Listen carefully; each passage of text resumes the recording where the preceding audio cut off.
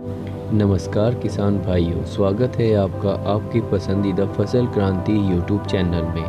कृषि की वीडियो देखने के लिए और कृषि की जानकारी के लिए आज ही हमारे चैनल को सब्सक्राइब करें और बेल आइकन दबाना ना भूलें ताकि आपको समय पर कृषि से संबंधित जानकारी मिलती रहे।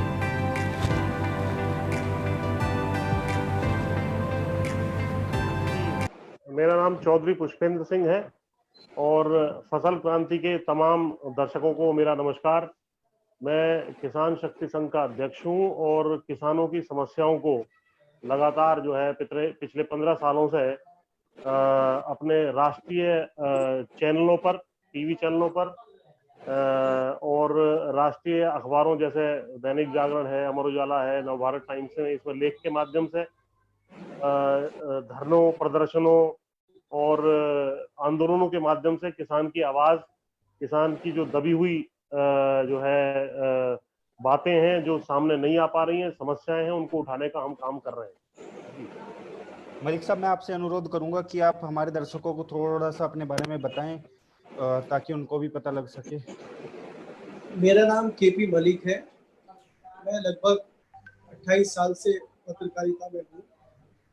तमाम बड़े बड़े संस्थानों में काम कर चुका हूँ, चाहे वो दूरदर्शन हो, चाहे वो बीबीसी हो, टीवी 18 हो, जी न्यूज़ हो, सहारा हो, हिंदुस्तान टाइम्स हो। अभी मैं तत्काल दैनिक भास्कर में काम कर रहा हूँ, उसमें यूपी और उत्तराखंड के लिए मैं काम करता हूँ। इसके अलावा मैं दिल्ली पत्रकार संघ का महासचिव हूँ। पत्रकारों की समस्याओं या पत्रकारों की परेशानियां, जैसे आजकल कोरोना महामारी के मद्देनजर कई सारे पत्रकार परेशान हैं, तो उनकी आवाज़ सरकार तक हमारे माध्यम से सरकार तक पहुंचे, उसकी कोशिश रहती है। इसके अलावा ग्रामीण पृष्ठभूमि से आने की वजह से थोड़ा कोशिश करते हैं कि किसानों से जुड़े रहें, किसानों के विषय में लिखें और उनकी समस्याएं कोशिश करते हैं उठाने की। हालांकि मैं बहुत बड़ा कृषि विशेषज्ञ नहीं हूँ और कृषि मामलों का जानकार नहीं हूँ, लेकिन मेरी एक कोशिश रहती है पुष्पेंद्र जी के सहयोग से कि हम लोग कृषि के मामलों को लगातार उठाते रहें और हमारी वजह से अगर किसान को रत्ती भर भी फायदा होता है तो हम मानते हैं कि ये हमारी सफलता है। सर, अपने बारे में बताने के लिए बहुत बहुत शुक्रिया। मैं अपने दर्शकों को बताना चाहूँगा कि विपिन जी के बारे में तो आप पहले से ही जानते हैं, अच्छी तरह से उनसे रूबरू हैं। तो इसी के साथ मैं अपने दर्शकों को बता दूं, आज का जो हमारा टॉपिक है, जो सेशन है, वो है problems and solution rural India in this pandemic. यानी कि जो कोविड एरा ये चल रहा है, इसके दौरान में जो हमारा ग्रामीण क्षेत्र है, ग्रामीण भारत है, उसमें किस तरीके की परेशानियां लोगों को उठानी पड़ रही हैं सामने। मैं अपने सर अभी ऑडिबल हूँ? हाँ जी, थोड़ा बोलिए। जी जी। तो मैं अपने दर्शकों को बताना चाहूंगा कि आज का जो हमारा टॉपिक है डिस्कशन का, वो है problems and solution of rural India in this pandemic. यानी कि जो कोविड एरा चल रहा है, किस तरीके से हमारे ग्रामीण भारत को और वहाँ के लोगों को परेशानियों का सामना करना पड़ रहा है और उसके क्या क्या समाधान हैं। इसी मुद्दे पर हमारे साथ पुष्पेंद्र जी, केपी मलिक साहब और विपिन मिश्रा जी चर्चा करेंगे। तो सर, शुरुआत करते हैं हम सबसे पहले मलिक साहब से। मलिक साहब, आपको क्या लगता है, जिस तरीके से कोविड 19 का ये जितना भी अभी भारत ने लॉकडाउन भी फेस किया इस 3 महीने के पीरियड में, और इसी के साथ साथ कई तरीके के उतार चढ़ाव भी हमें देखने को मिले, तो आपको क्या लगता है सर, क्या क्या परेशानियां हमारे ग्रामीण भारत में जो लोग रह रहे हैं उनके सामने आ रही हैं? देखिए, मैं बताना चाहता हूँ, कोरोना महामारी वैश्विक महामारी है। तो ऐसा नहीं है कि खाली भारत में है, ये तमाम देश इससे प्रभावित हुए हैं और इससे भारत भी अछूता नहीं है। ग्रामीणों के अलावा अन्य क्षेत्र, चाहे वो शहरी हो, चाहे वो व्यापारी हो, सब प्रभावित हुए हैं। लेकिन ये कहा जा सकता है कि ग्रामीण क्षेत्र में जो सबसे बड़ा वर्ग रहता है, कृषि करता है, हमें पूरी आशा थी कि सारे वर्गों में दिक्कत होने में, सारे क्षेत्रों में दिक्कत होने के बावजूद थोड़ा जो कृषि क्षेत्र संभलेगा और कृषि क्षेत्र जो है सबको सहारा देगा। लेकिन उसमें सरकार की कुछ दुश्वारियां रही हैं और सरकार को जिस तरह से प्रमोट करना चाहिए था गांव के किसानों को, गांव के लोगों को, उस तरह से सरकार ने उस पर ध्यान नहीं दिया है। और टाइम भी लंबा हो गया है। अभी पहले हमें लगता था 1 महीने का लॉकडाउन होगा, 2 महीने का होगा, अभी भी लॉकडाउन चल ही रहा है, खत्म नहीं हुआ है। तो किसान भी हताश हो चुका है। आपने देखा होगा कि 2 दिन पहले जिस तरह से किसान ने आत्महत्या की है और मुजफ्फरनगर जिले में एक व्यापारी ने भी आत्महत्या की है, ये आत्महत्याओं का सिलसिला शुरू हो गया है। तो गांव में भी परेशानी है। पहले हम लोग सुनते थे अगर किसी व्यापारी ने शहर में आत्महत्या कर ली है तो गांव में लोग अपना गुजारा कर रहे हैं, लेकिन अब ये समस्या गांव तक पहुंच गई है और गांव में भी दिक्कतें हैं। दूसरा ये था कि गांव का कल्चर और जो ग्रामीण कल्चर था वो मिलजुल के काम करने वाला कल्चर था। तो पिछली घटनाओं को देखते हुए मुझे ये लगता है कि वो कल्चर अब गांव में नहीं दिख रहा है कि एक दूसरे के साथ मिलकर किसान भी काम करते हो। तमाम मजदूर रोजी रोजगार के चक्कर में शहरों में आए थे, वो पिटते पिटाते मरते मराते गांव में पहुंचे हैं और वो अभी इस हालत में नहीं है कि काम करें। तो इससे कहीं ना कहीं गांव की व्यवस्था भी, मुझे तो अव्यवस्था लग रही है, गांव में भी उथल पुथल सब मामला है। अभी किसी को कुछ समझ में नहीं आ रहा है। और रही सही कसर इस मौसम में किसान को झेलनी पड़ी है, जैसे असमय बरसात का होना, ओलावृष्टि होना, अभी कई जगह तूफान आ गया, उसमें फलों के जो पेड़ थे उनको बड़ा नुकसान हुआ है, जो सब्जी का था उसको बड़ा नुकसान हुआ है। तो किसान और ग्रामीण भी बहुत दिक्कत में है। जैसे हमें लग रहा था कि कृषि क्षेत्र थोड़ा उभरेगा, तो वो उभरा नहीं है, तो वो भी परेशानी में चले गए हैं और आने वाले समय में इसमें अव्यवस्था फैलेगी। मुझे कुछ इस तरह की संभावना नजर आती है। मलिक साहब, जैसा कि आपने जिक्र किया कि जो लॉकडाउन हुआ, लॉकडाउन के चलते जो टाइम उसका लॉकडाउन का बढ़ाया गया, उससे कहीं ना कहीं किसानों को परेशानी हुई है। कृषि क्षेत्र का जो खासकर एग्रीकल्चर प्रोड्यूस था उसको लेकर भी कई तरह की परेशानियों का सामना करना पड़ा। तो मैं पुष्पेंद्र सिंह जी के पास आऊंगा। पुष्पेंद्र सिंह जी, आपको क्या लगता है कि इसमें कहीं ना कहीं सरकार से चूक हुई है, या फिर जो सरकार द्वारा कदम उठाए गए हैं उनमें किसी तरीके की खामी रही है? देखिए इमरान भाई, प्रोडक्शन में किसान ने देश को बचा लिया, लेकिन हम लोगों की गलती ये रही, यानी सरकार की गलती ये रही कि एसेंशियल सर्विस घोषित होने के बावजूद भी जो पेरिशेबल प्रोडक्ट हैं, जो खराब हो जाने वाले जो है कृषि जीन्स या उत्पाद हैं, जैसे दूध है, फल है, फूल है, सब्जियां हैं, पोल्ट्री है, ये तमाम किसान जो है लगभग बर्बादी की कगार पर पहुंच गया है या बर्बाद हो चुका है।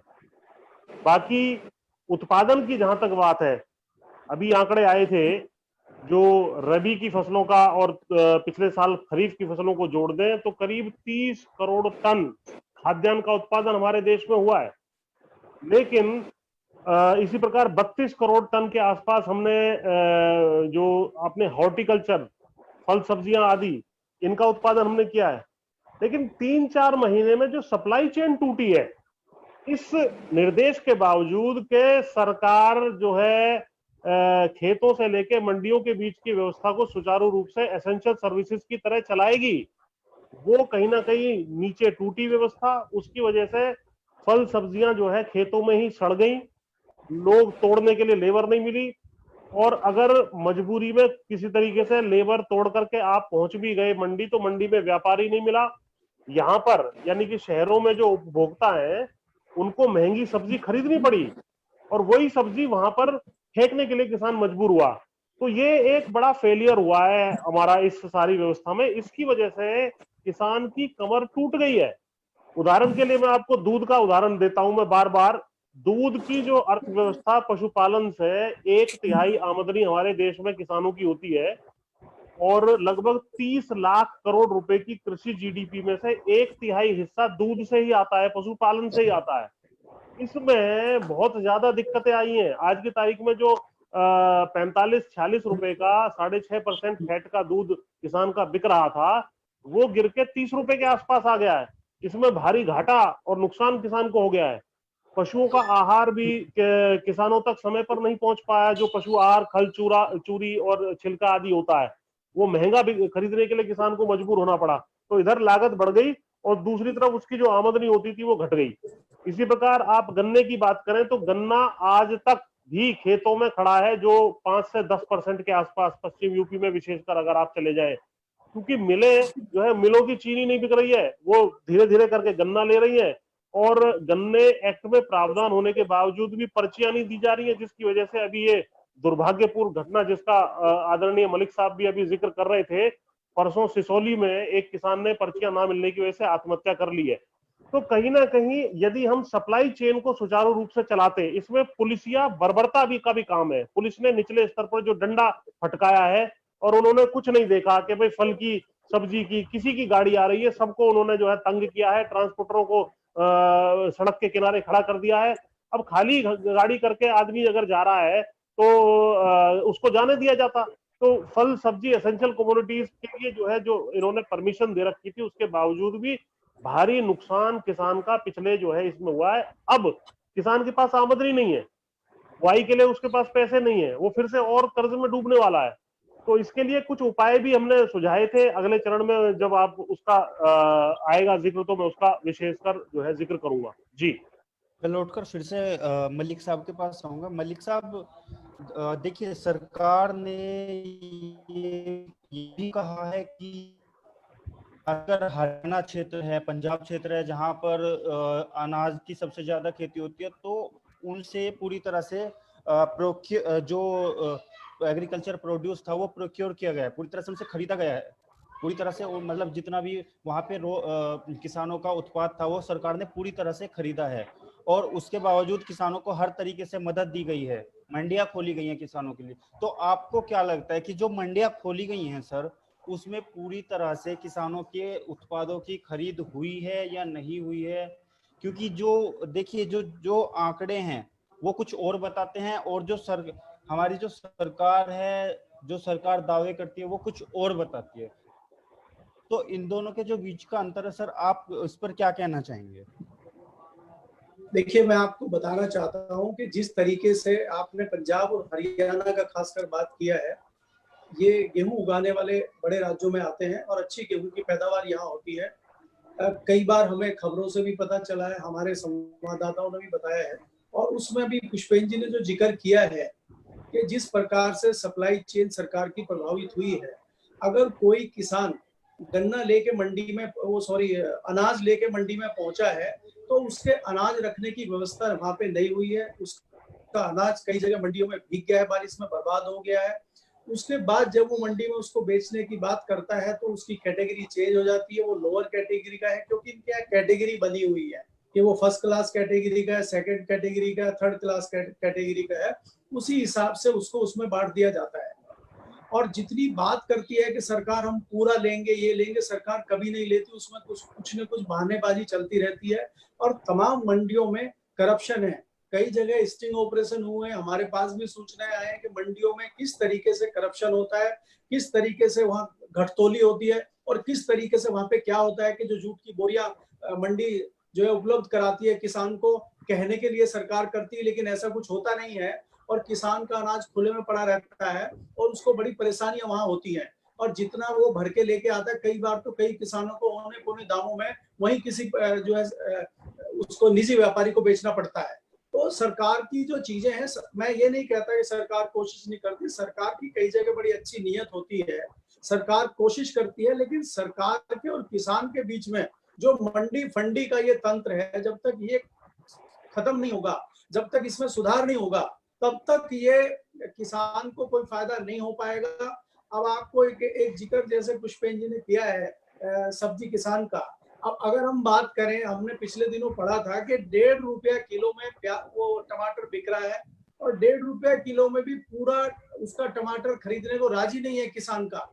और हम यहाँ, आप भी दिल्ली में रहते हैं, मैं भी दिल्ली में रहता हूँ, मेरे यहाँ 20, 25, 30 रुपए किलो जो है टमाटर बिक रहा है। तो ये कहाँ जा रहा है? इसका 28 रुपया, 28.5 रुपया, ये कहाँ जा रहा है?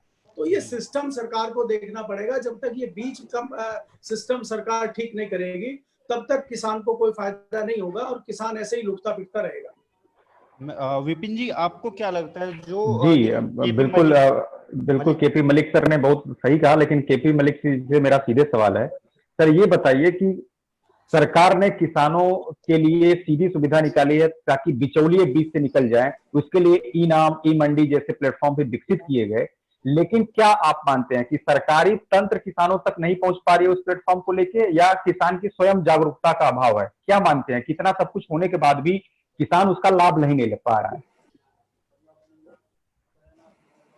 देखिए, मैं आपको बता, बहुत अच्छा आपका सवाल है, लेकिन इसमें प्रॉब्लम ये है कि किसान को अगर आप देखेंगे तो मेरे हिसाब से 70 से 80% किसान जो है वो अशिक्षित है। और वो जो हाई टेक्नोलॉजी की हम बात करते हैं, ई कॉमर्स की बात करते हैं, ऑनलाइन की बात करते हैं, वो अभी इसका यूज टू नहीं हुआ है। तो कहीं ना कहीं उसको इस चीज की दिक्कत रहती है। सरकार पोर्टल चला देती है, सरकार ई मंडी चला देती है, लेकिन वो निचले दर्जे तक, निचले लेवल तक पहुंच पा रहा कि नहीं पहुंच पा रहा, उसकी कोई देखभाल नहीं होती है। इसका मैं एक बड़ा बढ़िया उदाहरण आपको दे दूंगा। अभी हमारे यहाँ गन्ना किसान ने जिस तरह से आत्महत्या करी है, उनका बहुत अच्छा सिस्टम बनाया हुआ है कि आपके खेत में जितना गन्ना है, जितनी आपकी जोत है, वो कंप्यूटराइज कर दिया गया है कि आपकी जमीन उसमें सिस्टम में डाल दी गई है। वो कंप्यूटर अपने आप सिस्टम करके आपकी पर्चियां बता देगा कि इतना सिस्टम आप बताइए। अगर मेरे पास 20 बीघा जमीन है और कंप्यूटर में चढ़ाने वाले ने मेरी 10 बीघा चढ़ा दी है, तो मेरा तो 10 बीघे का वो कैलकुलेट करके मुझे दे देता है। और एक किसान जिसकी 50 बीघा जमीन है, उसकी 100 बीघा जमीन लिख दी, तो कैलकुलेटर ने उसका कैलकुलेट करके उसको दे दिया। तो ये गड़बड़ हो गई ना। तो इस तरह की गड़बड़ ऑनलाइन में भी है। और जो चोरी चकारी करने वाले लोग हैं, वो ई कॉमर्स में, ई मंडी में भी कर रहे हैं, ऐसा नहीं है। और कई बार आप देखेंगे, अगर वो कोशिश भी करता है कि कहीं नेट नहीं आ रहा या ये नहीं चल रहा, वहां पे ये नहीं है, वो किसान परेशान हो जाता है। दूसरी एक सबसे बड़ी जो प्रॉब्लम है, खासकर सब्जी में, कि सब्जी अगर वो किसान गांव से तोड़ के लेके आता है, मौसम की मार खाते हुए भी, उसकी कैपेसिटी नहीं है कि उसको बहुत देर तक होल्ड कर सके। तो उसको तो औने पौने दाम में बेचना ही है आज, उसको तो बेच के ही जाना है। और ये जो मैंने जिक्र किया खासकर मंडी फंडी लोगों का, ये भी इनको भी मालूम है कि ये दोपहर बाद तक त्रस्त हो जाएगा और 4-5 बजते हुए औने पौने दामों में बेच के भागेगा। अगर किसान स्ट्रांग हो जाए, किसान की कैपेसिटी ये हो जाए कि वो रख सकता है, तो ये रेट में बहुत अच्छा हो सकता है और सुधार होगा इन चीजों में। लेकिन समस्या का समाधान ये है कि उसके पास स्टॉक की कैपेसिटी होनी चाहिए। और वो कैसे बताए, इसमें पुष्पेन जी कई बार कहते हैं, जिक्र भी करते हैं, हमारी इनकी बात भी होती है। अगर आप देखें आगरा बेल्ट में और मथुरा की बेल्ट में आलू बहुतायत मात्रा में होता है, और किसान का आलू 1 रुपया किलो, 1.5 रुपया किलो बिकता नहीं है जब फसल होती है।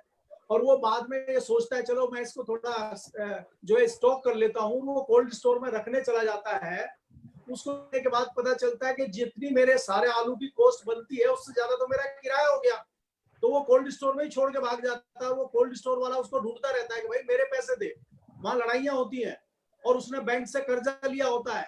ऐसे केस भी आए हैं। पुष्पेन जी आपको अभी एक्सपर्ट बता देंगे, इन्होंने कई बार वहां क्षेत्र में जाके भी स्टोरियां करवाई हैं कई पत्रकारों ने। तो कहने का मतलब ये है। और दूसरी ओर आप बताइए, वही आलू जब अंकल चिप्स बन जाता है, वो 200 रुपए किलो बिकने लगता है। कमाल देखिए, 20 ग्राम का एक पैकेट हम 20 रुपए में अपने बच्चों को बड़ा खुश होकर दिल्ली में दिलाते हैं। वो 1 रुपया किलो, 1.5 रुपया किलो, 2 रुपया किलो आलू बिक नहीं रहा है, और चिप्स 200 रुपए किलो बिक रहा है। और दूसरी चीज ऐसे ही आप जो है मक्का में देख लेंगे, मक्का किसान की बिक नहीं रही है और हम यहाँ पॉपकॉर्न ले रहे हैं 500 रुपए का। तो जब तक ये चीजें बीच की सिस्टम नहीं बनेगा और सरकार ईमानदारी से किसान का भला करना नहीं चाहेगी, तब तक नहीं हो पाएगा। जी। तो सर इसके लिए क्या उपाय किए जाए, या क्या ब्लॉक स्तर पे मंडी खोली जाए, या फिर कोल्ड स्टोरेज की स्थापना की जाए हर जिले में, हर ब्लॉक में? क्या मानते हैं, सरकारी तंत्र को क्या करना चाहिए इसके लिए कि किसानों का जो कोल्ड स्टोरेज क्षमता है, स्टोरेज क्षमता, वो भी बढ़े और उन्हें सही कीमत, एमएसपी पे सही कीमत मिले? क्या मानते हैं आप?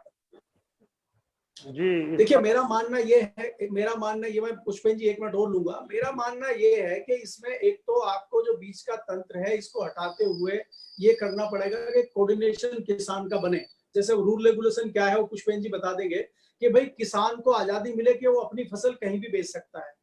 कई जगह ये है कि उसको आजादी नहीं है कि वो वहां बेच सकता है, उसके लिए मंडी में ही जाकर लूटना है उसको। दूसरी चीज क्या है कि हमारे अब अलग अलग जगहों पे है। हरियाणा में धान ज्यादा होता है, गेहूं ज्यादा होता है, वेस्टर्न यूपी में गन्ना ज्यादा होता है, अगर आप थोड़ा सा आगरा बेल्ट में चले जाएंगे वहां आलू ज्यादा होता है। तो हमें क्षेत्र वाइज किस तरह के हमें कोल्ड स्टोर की जरूरत है, किस तरीके से हमें स्टोर की जरूरत है, वो सुविधाएं सरकार को देनी चाहिए।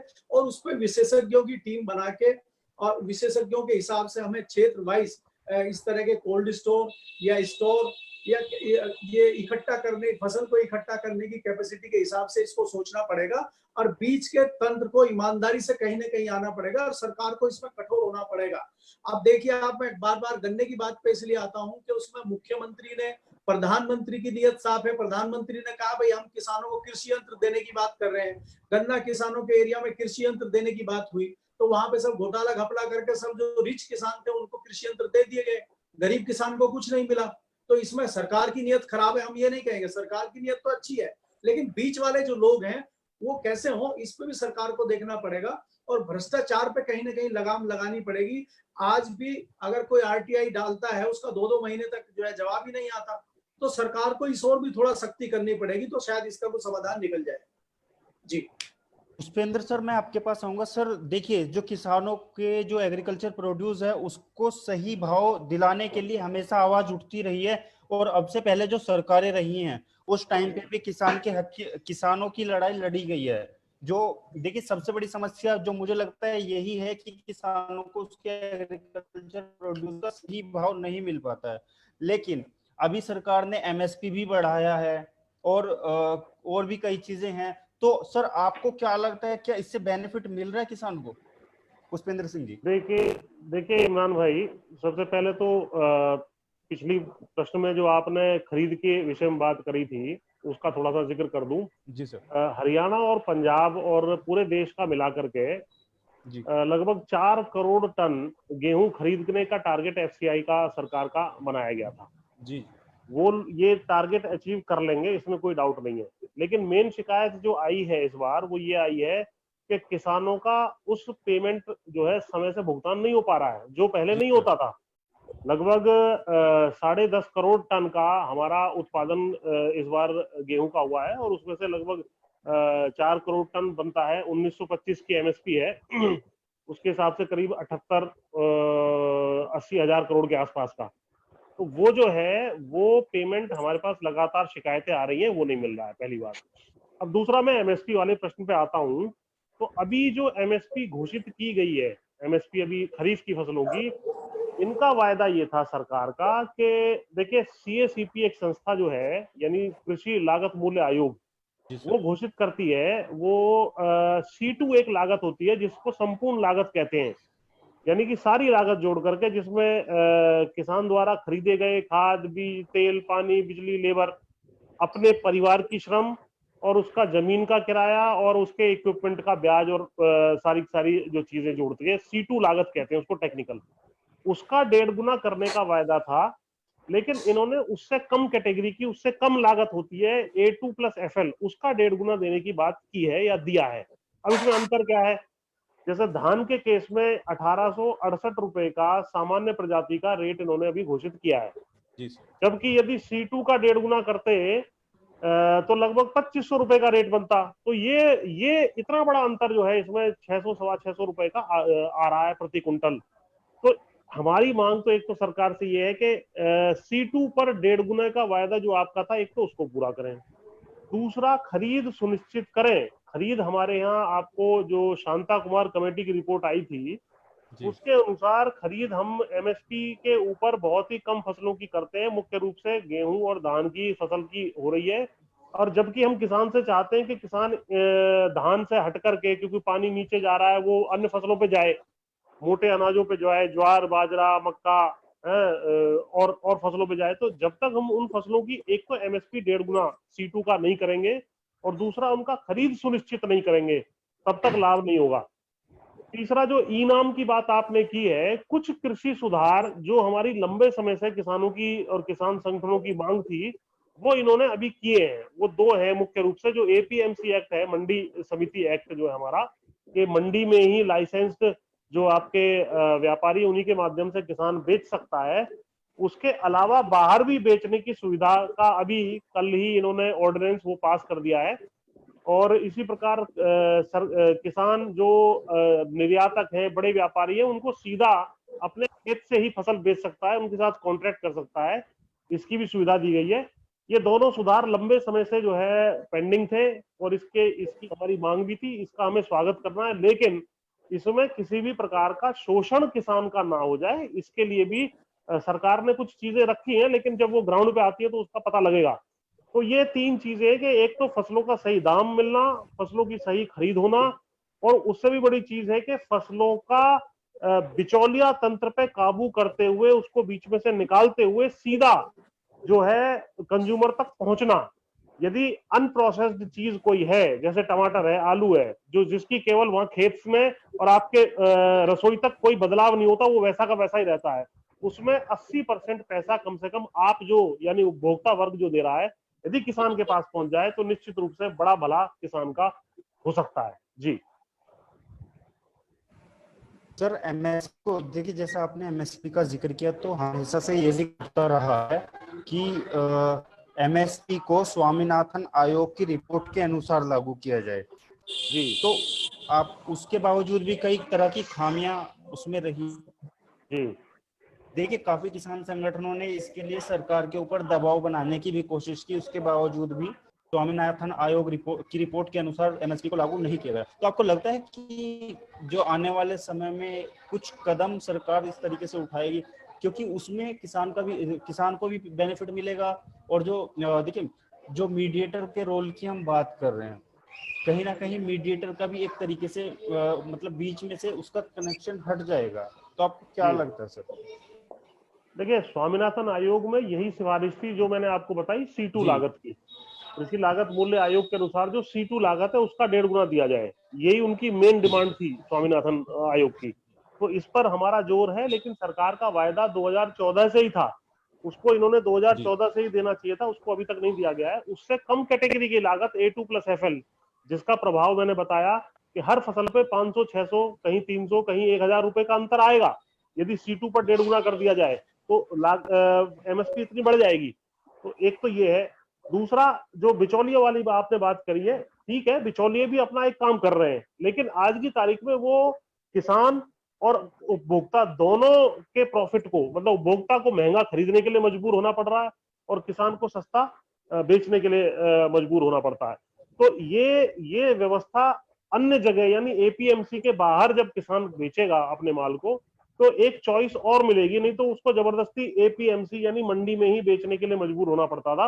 हमें आशा है कि अगर इसको अच्छी तरीके से लागू किया जाए तो ये कोविड जो महामारी फैली हुई है, इस दौरान भी कृषि ही ऐसा है, अभी पिछले क्वार्टर में भी आपने देखा होगा और पूरे साल का भी देखें तो कृषि का ही जीडीपी का आंकड़ा 5-6% के आसपास ग्रोथ रेट का रहा है, बाकी सारे सेक्टर आपके बैठ गए। तो कृषि पर आज भी लगभग आधी आबादी हमारी बस्ती मतलब निर्भर है, और ग्रामीण क्षेत्र में लगभग 70% आबादी बसी हुई है। तो यदि इस आबादी के हाथ में पैसा पहुंचे तो कहीं ना कहीं हम इस सारी मुसीबत से निकल सकते हैं। इसके विषय में मैं आगे विस्तार से आपको बताऊंगा। जी मलिक साहब, अब हाल ही में सरकार का भी फैसला है कि जो किसान है वो किसी भी राज्य में अपनी फसल को बेच सकता है और उसके लिए कोई बाध्यता नहीं है। तो सर, आपको क्या लगता है ये फैसला कितना सही है, और इसके जो किसानों के ऊपर इफेक्ट पड़ेंगे, किस तरीके से किसानों को ये प्रभावित करेगा? नहीं, ये तो अभी पुष्पेंद्र जी ने बताया ही है कि किसान संगठनों की बहुत पहले से मांग थी, और ये फैसला अगर सरकार ने लिया है तो ये फैसला स्वागत योग्य फैसला है, इसका स्वागत हम सब लोगों को करना चाहिए। लेकिन इसमें हमें ये भी देखना होगा कि किसान की कैपेसिटी कितनी दूर है, कितनी दूर तक वो अपनी फसल ले जा सकता है, कितनी उसकी कैपेसिटी है, कितनी फसल वो ले जा सकता है, कौन कौन सी फसल ले जा सकता है। अब जैसे आप गेहूं की बात करें तो किस लिमिट तक, कहां तक वो ले जा सकता है। गन्ने की बात करें, वो बाहर जा ही नहीं सकता। आलू का आप कह सकते हैं कि आलू का अगर कोई आगरा का व्यापारी है वो दिल्ली में लाके बेच सकता है, लेकिन दिल्ली में फिर वो क्या सिस्टम है, मंडी समिति का सिस्टम है। तो टेक्निकली इतना आसान नहीं है इन चीजों को करना। और जो अभी पुष्पेंद्र जी ने बात कही है कि भाई बीच वाले लोग भी अपना करें, लेकिन बीच वाले लोग करें कि 1.5 रुपया टमाटर खरीदें और 25 रुपए में बेचें, तो उसमें भी ये होना चाहिए कि जो बीच वाला जो ट्रेडर है उसको भी एक प्रॉफिट मिलना चाहिए। वो प्रॉफिट 20% हो सकता है, 10% हो सकता है, 25% हो सकता है, लेकिन वो प्रॉफिट 80% नहीं होना चाहिए। इस पे भी मुझे लगता है इस सरकार के फैसले से लगाम लगेगी और आसपास जाके बेचने में भी होगा। लेकिन मैं इसको दूसरे तरीके से कहना चाहता हूँ कि किसान अगर शिक्षित होता है, और जैसे भी भाई साहब ने बात करी थी कि ई टेंडरिंग, ई मंडी और ई ब्रोकर, हम आजकल के किसान के बच्चे बहुत सारे पढ़ लिख के कर रहे हैं, जो अच्छे बच्चे हैं, पढ़े लिखे हैं किसान के, उन्होंने थोड़ा चेंज किया है। उन्होंने अपनी ऐप बनाई है, अपनी फसलों को बेचना शुरू किया है। उसमें कई सारे जो है एग्रीकल्चर के प्रोडक्ट हैं, आप देख सकते हैं उसमें सब्जी है, कई सारी चीजें ऐसी हैं जो जल्दी खराब नहीं होती है। कई बच्चे दूध का काम कर रहे हैं, वो गाय का दूध, प्योर दूध ऑनलाइन बेच रहे हैं, उनका बिक रहा है अच्छा। तो ऐसा नहीं है कि नहीं हो रहा है, लेकिन इसमें थोड़ा जो तेजी आनी चाहिए, जो गति आनी चाहिए, वो गति हमें नहीं दिखाई पड़ रही है, उसकी स्पीड बहुत कम है। और मुझे कहीं भी सरकार की नीयत पे बहुत ज्यादा खोट नजर नहीं आता। नियत पे सरकार के जो नीचे के लोग हैं या सरकार के जो सलाहकार लोग हैं, उनकी नियत पे मुझे खोट नजर आता है। सरकार को अगर कुछ सुझाव देंगे उनके लोग, उनके जो पब्लिक के नुमाइंदे हैं, जो किसान के नुमाइंदे हैं, अब अलग अलग क्षेत्रों से चुन के लोग आए हुए हैं, मंत्री बने हुए हैं, संसद में बैठते हैं, अलग अलग क्षेत्रों की अलग अलग समस्याएं हैं। तमिलनाडु की अलग होंगी, केरल की अलग होंगी, पंजाब की अलग होंगी, उत्तर प्रदेश की अलग होंगी, अगर आप बंगाल की जाएंगे वहां की अलग होंगी। तो उस तरह से सरकार को भी चीजें देखनी पड़ती हैं। कोशिश ये होनी चाहिए कि अच्छी तरह सरकार के सामने चीजें रखी जाए, और सरकार भी सुनती है, ऐसा नहीं है, लेकिन बीच वाले लोग किस प्रकार से उसको रख पाते हैं, जो जनता के प्रतिनिधि हैं, किसान के प्रतिनिधि हैं। अगर किसान की लड़ाई किसान प्रतिनिधि या नेता ही नहीं लड़ेगा तो कौन लड़ेगा? और इसमें कहीं ना कहीं इन्हीं की जो है कमजोरी नजर आती है। अब कल वाले मामले में भी हमें बड़ा दुख हो रहा है ये देख के कि एक किसान ने उसी जिले मुजफ्फरनगर में आत्महत्या करी है और एक व्यापारी ने भी करी है। ऐसा नहीं है खाली किसानों के सामने ही दिक्कत है, व्यापारी को भी दिक्कत है, व्यापार में भी घाटा हो रहा है, व्यापार चल नहीं रहा है 3 महीने से, उसके परिवार को भी दिक्कत हो रही है। उन लोगों का भी चेन सिस्टम होता है, कहीं से पैसा उनको लेना है, कहीं पैसा देना है, तो दोनों जगह से दिक्कत हो रही है। तो व्यापारी को भी परेशानी हो रही है, आपकी किस्तें हैं, आपका किराया है, आपका बिजली का बिल है, बाकी चीजें कम नहीं हो रही है। तो कहीं ना कहीं परेशानी का सबक है। पुष्पेंद्र जी ने बहुत अच्छी बात ये कही है कि जहां सारे सेक्टर बैठ गए हैं, वहां सरकार को भी और हम लोगों को भी कृषि क्षेत्र से बड़ी आशाएं हैं। जीडीपी कृषि क्षेत्र ने बढ़ाई है, और अभी भी अगर सरकार थोड़ा सा दिल लगा के किसानों का साथ दे तो अभी भी किसान जो है जीडीपी को बढ़ाने का काम कर सकते हैं। बस सरकार को अपना थोड़ा सा जो है बढ़ाने की जरूरत है, वो किसान के साथ तालमेल बढ़ाए और किसान को सुविधाएं दे। देखिए, प्रधानमंत्री जी ने जो इतने बड़े पैकेज की 20 लाख करोड़ की घोषणा करी है, वो कैसे किसानों तक पहुंचेगा, कैसे ग्राउंड तक पहुंचेगा, उसमें अभी बड़ी किल्लतें हैं, जिसका टेक्निकली चीजें पुष्पेंद्र जी बता सकते हैं कि एक किसान को क्या परेशानी आती है अगर वो 20,000 का लोन लेता है, 25,000 का लोन लेता है। इतनी आसानी से बैंक उसको देंगे नहीं, लेकिन सरकार ने तो कर दिया, अब किसान को कैसे मिलेगा, इसमें बड़ी रुकावट है जी। चलिए, मेरा सवाल सीधे मैं आपके पुष्पेंद्र पास सिंह आता जी हूँ। से है। जी जी, सीधे मेरा सवाल पुष्पेंद्र सिंह सर से है कि पुष्पेंद्र सिंह जी ये बताइए कि अभी प्रधानमंत्री जी ने प्रधानमंत्री किसान सम्मान योजना के तहत 6,000 रुपए सीधे बैंक अकाउंट में ट्रांसफर किए हैं किसानों को। तो वो तो किसानों को मिला ही मिला, चलिए मान लेते हैं कि बहुत से किसानों को नहीं मिला होगा, लेकिन बड़े तबके को मिला है। इसके अलावा आप क्या सोचते हैं कि किसान जो 20 लाख करोड़ की पैकेज, राहत पैकेज की घोषणा हुई है, उसमें से एग्रीकल्चर को कितना दिया जाए कि एग्रीकल्चर सेक्टर संभल जाए या किसानों को उसका सीधा लाभ मिले? देखिए, जो 20 लाख करोड़ का पैकेज की बात विपिन जी हुई है, वास्तविकता जब उसकी देखें, उसमें एडिशनल फिस्कल कॉस्ट, यानी कि सरकार ने जो पहले ही बजट में घोषणा कर रखी थी उसके ऊपर, और अगर उधारी छोड़ दें, उधार, तो केवल 2 लाख करोड़ रुपए का वास्तविक ये पैकेज निकलता है। इसके विषय में हमने कई बार मीडिया में और इसमें सब चीजें लिखी भी हैं। अब इस 2 लाख करोड़ रुपए का अगर हम बाइफर्केशन करें तो किसान को इसमें से अफसोस की बात है कि कुछ भी नहीं मिला है। ये वास्तविकता है, टेक्निकलिटी है। जो 6,000 रुपए की बात आपने कही है, 6,000 रुपए की 2-2 हजार की 3 किस्तों में 6,000 रुपए मिलने का प्रावधान पहले से है। इस बजट में 75,000 करोड़ रुपए का उसका बजट दिया गया है। जी जी। इसकी पहली किस्त जो मई में मिलनी थी या जून में दी जानी थी, उसको केवल अप्रैल के पहले हफ्ते में दे दिया गया है। अच्छा। एडिशनल नहीं दिया गया है, केवल उसकी पहली किस्त 1 महीने पहले दे दी गई है। ये जरूर है कि वो लगभग 9.5 करोड़ किसानों तक पहुंच गया है पैसा। हमारे देश में लगभग 14 करोड़ टोटल किसान है, और इस स्कीम में अगर, क्योंकि उसमें से कुछ किसानों को वो नहीं दिया जाना है, जिनके मान लीजिए इनकम टैक्स जाते हैं या और कई उसमें शर्तें हैं, तो लगभग सरकार का अनुमान है कि टोटल 12.5 करोड़ किसान इसके लाभार्थी, जब फाइनल लिस्ट बनेगी तो वो होंगे, उसमें से लगभग 9.5 करोड़ किसानों को दी जा चुकी है। ये बहुत ही महत्वपूर्ण योजना है। इसमें हमने बार बार विपिन जी सरकार से निवेदन किया है कि आज की तारीख में आपकी अर्थव्यवस्था मांग ना होने की वजह से बैठ गई है। मांग तब जनरेट होगी जब रूरल इकोनॉमी में, जहां पर आज की तारीख में रिवर्स पलायन होने की वजह से लगभग 75% आबादी बस रही है, उसके हाथ में जब तक आप धन नहीं दोगे तब तक मांग जनरेट नहीं होगी, आपकी इंडस्ट्री का चक्का जो है नहीं चलेगा। इसके लिए हमने कहा था कि 6,000 रुपए की ये जो स्कीम है बहुत ही बढ़िया स्कीम है, इसको आप 24,000 रुपए कर दीजिए। अगर 24,000 रुपए भी कर देते हैं तो इसका 2,40,000 करोड़ का बजट आएगा, अगर हम 10 करोड़ किसानों को भी इस साल में देने की बात करते हैं। 75,000 करोड़ रुपए इसमें से माइनस कर दीजिए आप, क्योंकि 75,000 करोड़ रुपया हमारा पहले से ही इसमें प्रावधान कर दिया गया था इस साल का। तो लगभग 2.25 करोड़ के आसपास का इसमें अतिरिक्त खर्चा सरकार का आता। जब आप 20 लाख करोड़ की बात कर रहे हैं तो 2.25 लाख करोड़ रुपया ज्यादा रकम भी नहीं है।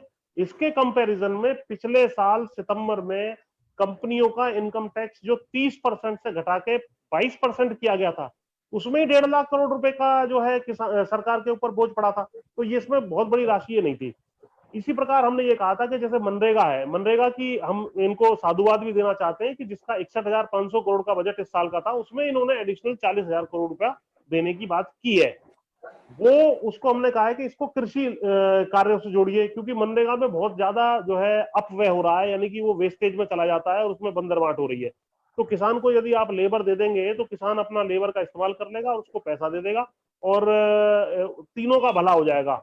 मान लीजिए 202 रुपए इन्होंने कहा है कि 202 रुपए का रेट है, तो 300 रुपए का अगर मजदूर है, 100 रुपए किसान दे दे, 202 रुपए सरकार दे दे, किसान को सस्ता मजदूर मिल गया, मजदूर को अच्छी मजदूरी मिल गई और सबका समाधान हो गया।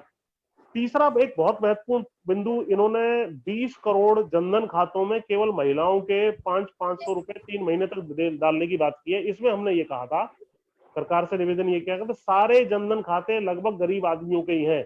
38 करोड़ के करीब जनधन खाते इस देश में हैं।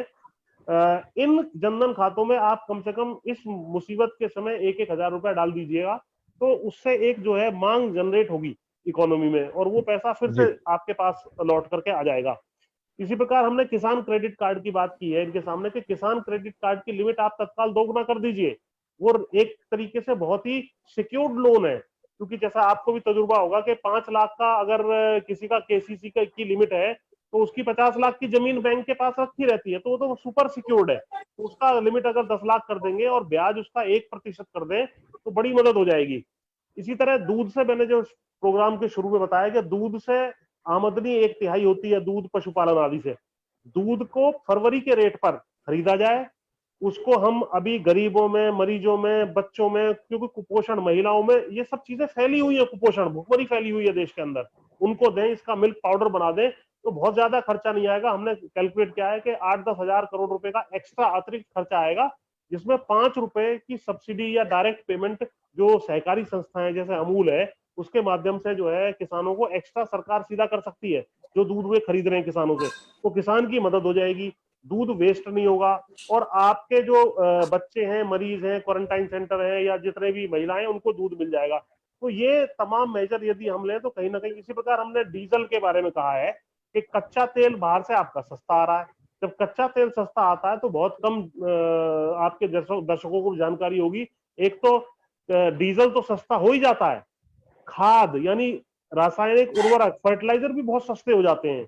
तो दोनों पर हमने कहा है कि एक सब्सिडी दे दी जाए और उसको उस तरीके से दिया जाए ताकि किसान की लागत कम हो। तो यदि कुछ ये मेजर लिए जाते तो एक निश्चित रूप से इस महामारी से निकलने में ग्रामीण क्षेत्र बहुत बड़ा मददगार साबित हो सकता है। जी जी, चलिए एग्रीकल्चर सब्सिडी का डील। जी जी, इमरान जी बोलिए। डीजल के ऊपर सब्सिडी का आपने जिक्र किया, किसान क्रेडिट कार्ड का आपने जिक्र किया, तो सर एक तो सबसे बड़ी समस्या जो मुझे नजर आती है, क्योंकि मैं भी कई जगह पे मैं गया और मैंने खुद देखा कि बैंक के अंदर जब किसान क्रेडिट कार्ड के लिए जाता है तो वो अगर जानकारी लेना चाहता है तो उसको सही तरीके से जानकारी नहीं दी जाती है, और जब क्रेडिट कार्ड बनने का नंबर आता है तो उससे पहले ही मांग कर ली जाती है कि अगर किसान का 1 लाख का क्रेडिट कार्ड है तो 15,000 रुपए उसको मीडिएटर को देने पड़ेंगे बैंक के अंदर। तो सर जहाँ डीजल का सवाल है, डीजल तो बिहार से स्टेट में गवर्नमेंट ने डीजल के ऊपर सब्सिडी लागू कर रखी है और उसका डायरेक्ट जो बेनिफिट है वो किसान को मिल रहा है, जो सब्सिडी का पैसा वो सीधा किसान के खाते में जा रहा है। तो इन सब चीजों को सर ध्यान में आपका क्या कहना है कि आप क्या कहेंगे इन चीजों पर? नहीं, देखिए इमरान भाई, डीजल के ऊपर कोई सब्सिडी नहीं है। डीजल तो जो मार्केट रेट पर आप खरीद रहे हैं, कोई गाड़ी जिसकी 30 लाख की गाड़ी है, वो जिस रेट पे खरीद रहा है उसी रेट पर ट्रैक्टर वाला भी खरीद रहा है। डीजल के ऊपर कोई सब्सिडी नहीं है, बल्कि डीजल के ऊपर उल्टे इन्होंने एक्साइज ड्यूटी बढ़ा दी है, जिसकी वजह से जो सस्ता हो जाता है ये, क्योंकि आपने देखा होगा $20-25 पर ब्रेंट का क्रूड ऑयल आ गया था, अब वो $38-40 पे चल रहा है, जबकि हमारी पिछले साल $65 के आसपास की एवरेज खरीद थी। तो हमारा काफी ज्यादा पैसा इसमें बच रहा है, लेकिन सरकार ने वो सारा पैसा ले लिया है। हम ये नहीं कह रहे कि सरकार भी पैसा ले, कारण ये है कि सरकार के पास भी संसाधनों की इस वक्त कमी हो गई है, क्योंकि टैक्स काफी इकोनॉमिक एक्टिविटी कम होने की वजह से कम आ रहे हैं। तो लेकिन किसान के लिए 10 रुपए की हमने सब्सिडी की मांग की थी मात्र, जो इन्होंने उससे ज्यादा पैसा एक्साइज ड्यूटी में किसान के ऊपर बोझ बढ़ा दिया है। उसी को अगर ये वापस ले लें तो किसान के लिए, कृषि कार्यों के लिए ये 10 रुपए की सब्सिडी दे दे तो काफी बड़ी मदद जो है किसान की इसमें हो सकती है, क्योंकि बड़ा एक कंपोनेंट जो है डीजल की लागत का होता है। और केसीसी के बारे में जो आपने बात की, ये ऑपरेशनल खामियां हर जगह हैं, क्योंकि देश में भ्रष्टाचार तो कहीं ना कहीं है ही। भाई आप केसीसी बनाना चाहें, उस सुविधा शुल्क के नाम पर जो है वो तंग आपको करता है। ऐसी बातें जब भी हमारी जानकारी में आती है, कहीं ना कहीं मीडिया के माध्यम से उनको उठाते भी हैं, और सरकार से जब हमारा संवाद होता है तो उसमें भी हम इस बात को रखने की कोशिश करते हैं। लेकिन फिर भी ये एक अच्छी सुविधा है। आदमी 4% पर यदि जमा कर देता है समय पर, तो 4% ब्याज उसको देना पड़ रहा है, और उसमें 3-4-5 लाख जो भी उसकी लिमिट है वो पैसा उसको मिल जाता है, तो उसका बड़ा एक लाभ हो जाता है। नहीं तो यही पैसा उसको 3% 4% ब्याज पर साहूकार से उठाना पड़ता और बहुत ज्यादा दिक्कत में किसान फंसता। तो इसमें हमारा निवेदन सरकार से बार बार यह है, इसको डबल कर दें, क्योंकि आप इसमें सिक्योर है। इंडस्ट्री के लिए तो आप अनसिक्योर रहते हैं, क्योंकि इंडस्ट्री मान लीजिए एक 100 करोड़ का प्रोजेक्ट है तो उसमें 80 करोड़ का लोन है। इसमें तो आपकी 50 लाख की जमीन किसान की रखी हुई है, और जमीन किसान की माँ होती है, वो उसको कभी बिकने नहीं देगा, इसलिए उसमें डिफॉल्ट के चांस बहुत कम होते हैं। तो इसलिए धन का प्रवाह इन 2-3 तरीकों से बढ़ेगा, और इकोनॉमी में जो है एक जो है धक्का आगे को लग जाएगा और चल पड़ेगी। जी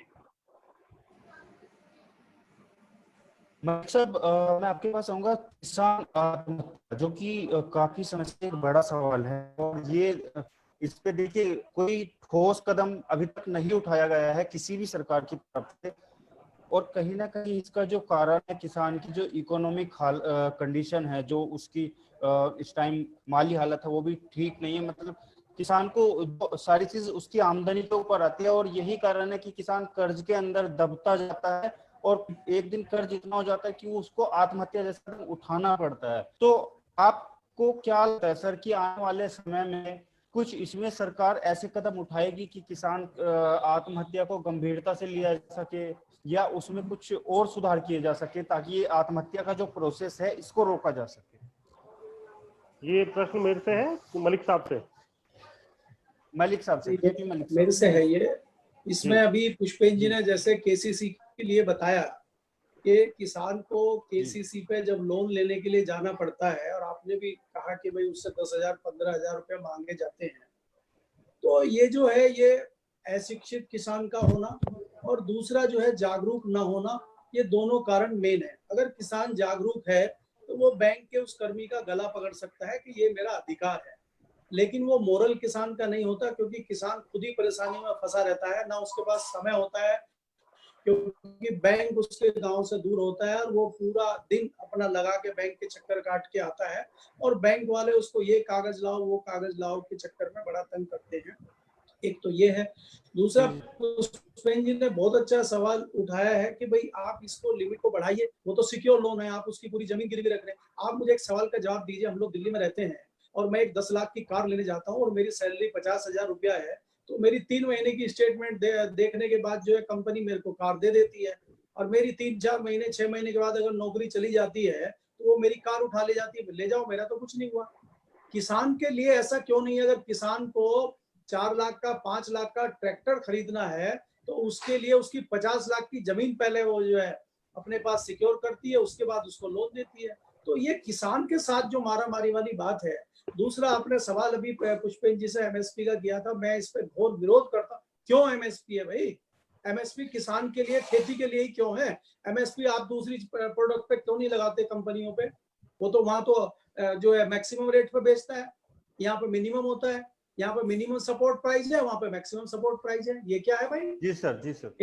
एक समोसा बनाने वाला आदमी तय करता है कि मेरी इसमें कॉस्ट 7 रुपए की आई है और मैं इसको 10 रुपए का 12 रुपए का बेचूंगा, उसने डिसाइड कर लिया, बेच दिया।